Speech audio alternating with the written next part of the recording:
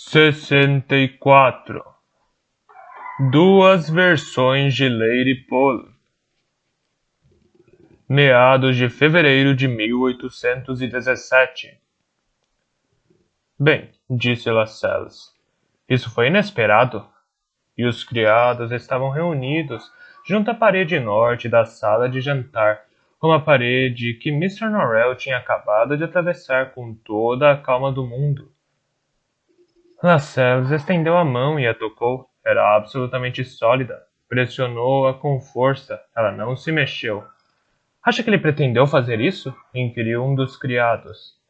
Acho que não tem muita importância o que ele pretendeu, respondeu Lucas. Ele foi se encontrar com Mr. Strange. O que é o mesmo que dizer que foi se encontrar com o diabo? Acrescentou Lascelles. O que vai acontecer agora? Perguntou outro criado. Ninguém respondeu. Imagens de embates mágicos passaram pela cabeça dos presentes. Mr. Norrell atirando balas de canhão místicas contra Strange. Strange invocando demônios para levarem Mr. Norrell embora. Atentaram para ouvir ruídos de combate. Não houve nenhum. Um grito soou do cômodo contíguo. Um dos criados abriu a porta da sala de estar e deparou com a sala de café da manhã. Adiante da sala de café da manhã estava a saleta de estar de Mr. Norrell e adiante dela seu quarto de vestir. A antiga sequência de cômodos fora de repente restaurada. O labirinto se desfizera. Foi grande o alívio trazido por tal descoberta. Sem demora, os criados abandonaram Lascelles e desceram para a cozinha. O refúgio e o conforto naturais da classe a que pertenciam. Lascelles, com a primeira naturalidade, sentou-se solitário na saleta de estar de Mr. Norrell. Pretendia ali permanecer até a volta de Mr. Norrell, ou, se Mr. Norrell não voltasse, esperar Strange e depois alvejá-lo. Afinal, pensou. O que pode um mago contra uma bala de chumbo? Entre o disparo da pistola e o estouro do coração não há tempo para magia. Mas pensamentos como esses propiciaram-lhe apenas uma satisfação temporária. A casa estava por demais silenciosa, a escuridão por demais mágica, e ele por demais ciente dos criados reunidos em algum lugar. Dos dois magos a fazerem só, Deus sabia o que em outro lugar e dele mesmo, sozinho num terceiro lugar. Num canto da saleta ficava um antigo carrilhão, um último remanescente da casa da infância de Mr. Norrell, no condado de York. O relógio, como os demais na casa, assinalara a meia-noite quando Strange chegara, mas não o fizera de bom grado, objetara loquazmente a tal viravolta imprevista dos acontecimentos. Tiquetaqueava de modo torto, parecia ébrio ou possivelmente febril, e de quando em quando emitia um som incrivelmente semelhante a uma aspiração, e toda vez que o fazia, Lascelles pensava que Strange tinha entrado no cômodo e estava prestes a dizer alguma coisa. Levantou-se e foi se unir aos criados na cozinha. A cozinha de Heartfield Abbey era muito parecida com a cripta de uma catedral, cheia de ângulos clássicos e de recantos sombrios também clássicos. No centro dela havia um grande número de velas de sebo, e nele estavam reunidos todos os criados que Lascelles vira em Heartfield e muitos outros que jamais vira. Encostou-se num pilar no alto de um lanço da escada. Lucas olhou de relance para ele e disse: Senhor, conversávamos sobre o que fazer. Vamos embora daqui a meia hora. Se ficarmos, nenhum bem podemos fazer a Mr. Norrell, e ainda corremos o risco de nos expor a algum mal. Esta é nossa intenção, senhor. Mas, se tiver outra opinião, gostaria de ouvi-la. A minha opinião? Exclamou Lascelles. Parecia espantado, e apenas em parte era uma dissimulação. Esta é a primeira vez que um lacaio pede minha opinião. Obrigado, mas creio que vou me recusar a participar dessa. Refletiu por um instante antes de escolher a palavra ofensiva de seu vocabulário. Democracia. Como preferir, senhor, disse Lucas com brandura. A esta hora deve ser dia na Inglaterra. A essa hora deve ser dia na Inglaterra, disse uma das criadas, olhando nostalgicamente para as janelas no alto das paredes. Estamos na Inglaterra, sua tola, proclamou Lascelles. Não, senhor. Não, senhor. Queira me desculpar. disse Lucas. Mas não estamos. A Inglaterra é um lugar inatural. Davy, quanto tempo demora para pegar os cavalos? Ah, bradou Lascelles. Tem muita audácia, devo dizer, para discutir ladroagem na minha presença. Mas sim. Acham que não os denunciarei? Ao contrário, cuidarei que sejam todos enforcados. Alguns criados olharam nervosos para as pistolas nas mãos de Lascelles. Lucas, porém, ignorou-o. Os criados logo concordaram que quem contasse com parentes ou amigos na região iria até eles. Os demais partiriam a cavalo para as várias fazendas situadas na propriedade de Mr. Norrell. Como o senhor pode ver, disse Lucas a Lascelles, ninguém está roubando nada. Ninguém aqui é ladrão. Tudo o que é da propriedade de Mr. Norrell continuará nas terras de Mr. Norrell, e vamos cuidar muito bem dos cavalos dele como se ainda estivessem nos estábulos. Seria uma crueldade terrível deixar qualquer criatura nessa escuridão perpétua. Pouco mais tarde, os criados deixaram Hurtfield. Não se sabia quão mais tarde exatamente, pois todos os relógios de bolso, como os de parede, assinalavam meia hora. Com cestos e valizes pendurados nos braços e mochilas nas costas, conduziram os cavalos pelo cabresto. Havia também 2 burros e um bode que sempre viveram nos estábulos, porque os cavalos julgavam-no uma companhia agradável. Lascelles os observou à distância. Não desejava dar a impressão de que fazia parte desse cortejo da ralé, mas tampouco queria ficar sozinho na casa. A cerca de 10 metros do rio, eles saíram da escuridão e penetraram na aurora. O ar de súbito encheu-se de odores de geada, de terra invernal e do rio próximo. As cores e as formas do parque pareciam mais simples, como se a Inglaterra tivesse renovado durante a noite. Para os pobres criados que haviam duvidado de tornar a ver outra coisa, afora escuridão e estrelas, a visão era assaz benfazeja. Os relógios de bolso começaram a funcionar e os criados verificaram, após consultas mútuas, que faltavam 15 minutos para as 8. Mas os sobressaltos daquela noite ainda não haviam passado. 2 pontes agora conduziam ao outro lado do rio, onde antes apenas uma existira. Lascelles se aproximou correndo. O que é aquilo? Inquiriu, apontando para a nova ponte. Um velho criado, um homem com barba semelhante a uma nuvem branca em miniatura grudada na ponta do queixo, disse que era uma ponte encantada. Vira quando jovem, fora construída havia muito tempo, quando John Nask Glass ainda reinava no condado de York, ficara em mau estado e fora demolida na época do tio de Mr. Norrell. E entretanto aqui está de volta, disse Lucas, arrepiando-se. E o que existe no outro lado? Indagou Lascelles. O velho criado respondeu que muito tempo atrás ela conduzia a North. O velho criado respondeu que muito tempo atrás ela conduzia a North Allerton, através de vários lugares estranhos. E ela desemboca na estrada que vimos perto da Red House? Perguntou Lascelles. O velho criado balançou a cabeça, não sabia. Lucas perdia a paciência, queria se ver longe daqui. Estradas encantadas não são como estradas cristãs, disse. Quase sempre não vão de modo algum aonde devem ir, mas que importa, ninguém aqui vai nem mesmo pôr um pé naquela coisa maléfica. Obrigado, retrucou Lascelles, mas creio que prefiro eu mesmo tirar minhas conclusões sobre isso. Hesitou um pouco e depois andou a passos largos em direção à ponte encantada. Vários dos criados gritaram para que ele voltasse. Ah, deixe-o ir! Exclamou Lucas, segurando com mais firmeza o cesto em que transportava seu gato. Ele que se dane se quiser. Estou seguro de que ninguém poderia merecê-lo mais. Lançou a Lascelles um último e profundo olhar de antipatia e seguiu os outros por parque adentro. Atrás deles, o pilar negro se elevava no céu cinzento do condado de York, sem que se visse sua extremidade. A uns 30 quilômetros dali, Childermez atravessava a ponte para burros de carga que levava ao vilarejo de Starcross. Cavalgou o vilarejo adentro até Starcross Hall e desmontou. Olá! Olá! Bateu na porta com açoite, gritou um pouco mais e deu alguns chutes vigorosos nela. 2 criados apareceram.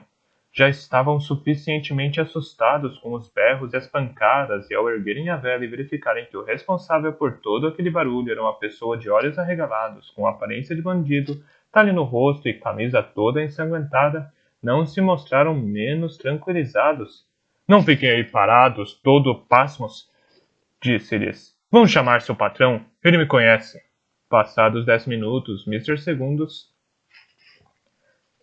Passados 10 minutos, Mr. Segundos apareceu de roupão, Childermas esperando impacientemente no interior da casa, próximo à porta. Percebeu que, enquanto vinha pelo corredor, ele estava de olhos fechados e o criado o guiava pela mão, como se ele tivesse ficado cego. O criado o posicionou diante de Childermas. Ele abriu os olhos. Deus meu! Mr. Childermas! Exclamou. O que houve com seu rosto? Alguém o confundiu com uma laranja. E o senhor? O que lhe aconteceu? Esteve doente? Não, doente? Não. Mr. Segundo se atrapalhou. Reviver em constante proximidade com forte magia. Não tinha me dado conta antes de quão enfraquecedor pode ser. Quero dizer, para uma pessoa suscetível a ela. Os criados não sentem o menor efeito, alegra-me dizê-lo. Havia nele uma estranha insubstancialidade. Dava a impressão de ser uma pintura pairando na atmosfera. A mais leve corrente de ar que penetrou por uma fresta do batente da janela tocou-lhe o cabelo e fez dele pequenos arabescos espirais, como se nada pesasse. Imagino que o senhor tenha vindo até aqui por isso, continuou. Mas deve dizer a Mr. Norrell que nada fiz exceto estudar as ocorrências que se apresentaram. Confesso que tomei algumas notas, mas de fato não há do que ele se queixar. Do que está falando? Perguntou Childermas. Não é mais necessário se preocupar com Mr. Norrell. Ele tem lá os seus problemas e não sabe que estou aqui. O que andou fazendo, Mr. Segundos? Apenas observando e registrando como todo mago. Mr. Segundos inclinou-se para a frente com entusiasmo. E cheguei a algumas conclusões surpreendentes com relação à doença de Lady Polo. Sim? Na minha opinião, não se trata de loucura. É magia. Mr. Segundos esperou Childermas se espantar. Ficou um pouco desapontado quando o procurador apenas o anuiu com a cabeça. Tenho algo que pertence à sua senhoria, disse Childermas. Algo que ela perdeu há bastante tempo. Por isso, peço-lhe que me faça a gentileza de me levar até ela. Ah, mas tenho boas intenções, Mr. Segundos, e acredito que poderei fazer a ela algum bem. Juro por ave e livro, por ave e livro. 166ª nota. Não posso levá-la até ela, disse Mr. Segundos. Ergueu a mão, antecipando a objeção de Childermas. Não que relute a isso, é que não posso. Charles nos guiará. Completou, apontando para o criado ao lado. Isso pareceu assaz excêntrico a Childermas, mas ele não estava com disposição para discutir. Mr. Segundos agarrou o braço de Charles e fechou os olhos. Através dos corredores de pedra e carvalho de Starcross Hall, de súbito surgiu a visão de outra casa. Childermas viu galerias elevadas que se estendiam por distâncias inimagináveis. Era como se duas transparências houvessem sido colocadas numa lanterna mágica ao mesmo tempo, de forma que uma imagem se sobrepunha à outra. A impressão de andar em duas casas de uma só vez provocava uma sensação semelhante ao enjoo causado pelo balanço do mar. Uma confusão apossou-se de sua mente. Se estivesse sozinho, logo não saberia para que lado seguir. Não podia dizer se estava andando ou caindo, se subia um degrau ou uma escada de comprimento impossível. Por vezes parecia percorrer deslizando um acre de lajeado, enquanto ao mesmo tempo sentia que nem sequer se movimentava. A cabeça girava e ele tinha náuseas. Parem, parem! Gritou, prostrando-se no chão com os olhos fechados. Atua demais sobre o senhor, disse Mr. Segundos. Mais do que sobre mim. Feche os olhos e segure meu braço. Charles nos conduzirá. Continuaram a caminhar, os olhos fechados. Charles os guiou para a direita e escada acima. No alto da escada houve um murmúrio de conversa entre Mr. Segundos e alguém. Charles conduziu Childermas para frente. Ele teve a impressão de entrar num quarto. Cheirava a roupas limpas e a rosas secas. Esta é a pessoa que o senhor deseja que eu veja? Perguntou uma voz de mulher. Havia algo de curioso na voz, como se procedesse de dois lugares ao mesmo tempo, como se emitisse um eco. Mas eu conheço. É o criado do mago. É... Eu sou a pessoa que Vossa Senhoria alvejou, disse Childermas, abrindo os olhos. Viu não uma mulher, mas duas mulheres, ou talvez fosse mais exato dizer ter visto a mesma mulher duplicada. Ambas estavam sentadas na mesma posição, olhando para ele, ocupavam o mesmo espaço, de maneira que ao olhar para ela, Childermas teve a mesma sensação de vertigem que sentiu quando percorreu os corredores. Uma versão de Lady Pole estava na casa do condado de York, trajava um vestido caseiro da cor marfim e o fitava com tranquila indiferença. A outra, numa versão mais tênue e mais espectral, estava numa casa sombria labiríntica, trajando um vestido de baile vermelho sangue. Em seu cabelo havia joias ou estrelas e ela o fitava com fúria e ódio. Mr. Segundos puxou Childermas para a direita. Não saia daqui, disse nervosamente. Agora feche um olho. Pode ver? Observe. Uma rosa vermelha e branca no lugar em que deveria estar a boca. A magia age sobre nós de formas diferentes, disse Childermas. Vejo algo muito estranho, mas não é isso. É muito corajoso de estar aqui, disseram as duas versões de Lady Pole, dirigindo-se a Childermas. Considerando-se quem o senhor é e quem representa. Não vim para tratar assuntos de Mr. Norrell. Para falar a verdade, não tenho muita certeza de quem eu represento. Creio que é Jonathan Strange. Acredito que ele me enviou uma mensagem e penso que é sobre Vossa Senhoria, mas o mensageiro foi impedido de chegar até mim e a mensagem se perdeu. Acaso sabe o que Mr. Strange desejaria ter me falado acerca de Vossa Senhoria? Sim, responderam as duas versões de Lady Pole. E o que me dirá? E me dirá o que é? Se eu falar, disseram elas, falarei tão somente loucuras. Childermas encolheu os ombros. Passei 20 anos em companhia de magos. Estou acostumado com isso. Fale. Então ela, ou elas, começou. Imediatamente, Mr. Segundos tirou um caderno de anotações do bolso do roupão e se pôs a escrever. Mas, na opinião de Childermas, as duas versões de Lady Pole não falavam mais como uma. A Lady Pole, sentada em Starcross Hall, contava a história de uma menina que vivia perto de Carlisle. 167ª nota. Enquanto a mulher de vestido vermelho sangue parecia contar outra bem diferente. Assumira uma expressão feroz e enfatizava as palavras com gestos exaltados, mas Childermas não sabia do que ela falava. A história excêntrica da menina de Cumbria a abafava. Aí está, percebe? Exclamou Mr. Segundos, ao terminar suas anotações. Isso é o que as faz pensar que estão loucas, essas histórias e fábulas estranhas. Mas preparei uma lista de tudo que ela me contou e comecei a encontrar correspondências entre elas e o antigo saber encantado. Tenho certeza de que se o senhor e eu pesquisássemos, descobriríamos algumas referências a um grupo de seres encantados com alguma estreita ligação com aves canoras. Talvez não fossem guardadores de aves canoras. Isso, o senhor haverá de concordar, soa demais como uma ocupação estável para uma raça irresponsável. Mas é possível que tenham procurado um certo tipo de magia relacionada a aves canoras, e é possível que tenha sido conveniente para um deles contar a uma menina impressionável que era guardador de aves canoras. Talvez, disse Childermas sem muito interesse, mas não foi isso que ela pretendeu nos contar. Eu me lembrei do significado mágico das rosas, representam o silêncio. Por isso, o senhor vê, rosa, vermelha e branca. É um encantamento para silenciar. Um encantamento para silenciar? Exclamou Mr. Segundos, estupefato. Sim, sim, entendo. Li sobre essas coisas. Mas como quebrá-lo? Do bolso do casaco, Childermas tirou uma caixinha da cor da tristeza.